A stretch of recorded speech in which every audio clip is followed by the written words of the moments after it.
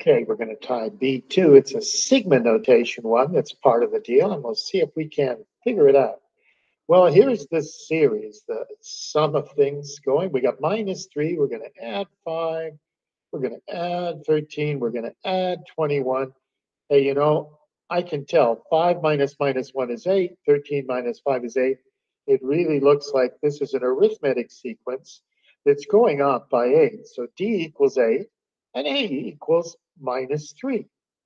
Okay, determine the general term of the series. Well, that's just what we're doing right now. We can get the general term. We put in -3.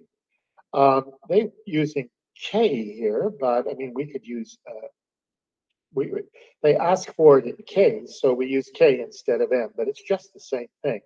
We fill in -3 for A, we fill in D for 8. Well, there's -8. -8 minus 3 is -11. 8 times K is 8K. There's the formula for any term we want to find. For the first term, we put in 1. Next term, we put in 2. Look, if we put in 4, we get 21. 8 times 4 minus 11. It gives us the fourth term. So there it is, the general term. Now, how do you write this in sigma notation? Well, the easiest way, you're making a sum. Start with 1 because that's the easiest way. Let K equal 1. Put your formula right there, AK minus 11, and you stop wherever you want to. You'll get the sum. Put N up at the top. If we wanted to add 5 terms, we put a 5 up there. If we wanted 100, we put 100. If we want to take this thing to infinity, we'd put infinity up there. Oh, but it would go crazy if we arithmetic sequences adding and moving, it would blow up, would get bigger and bigger. Okay, but let's see. The next question says, show that the sum of this arithmetic series is really 4n squared minus 7n. Well, you've got a formula for the sum of the arithmetic series. It's n over 2 times 2a plus n minus 1 times d. Inside here is really the first term and the last term.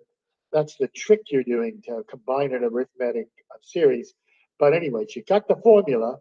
We don't know what n is, but we sure know a is -3 and d is -8. Well, let's just multiply it out, see what happens. 2 times -3 is -6. 8 times n is 8n. 8 times -1 is -8. -6 minus 8 is -14.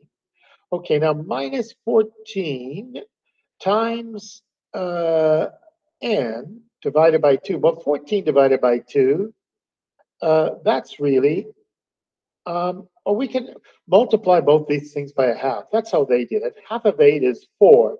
Half of 14 is 7. Now multiply it out. 4n squared minus 7n. Hey, that's what we were supposed to show. And we just did it. It's not so bad. All we did is have to take the formula for the sum of an arithmetic series, put in a is -3, put in d is -8, and multiply it all out and do a little bit of arithmetic and algebra on it until you end up with the answer that they're looking for. The next question we're going to do is C1. We're not going to do that right now. That's it for this video.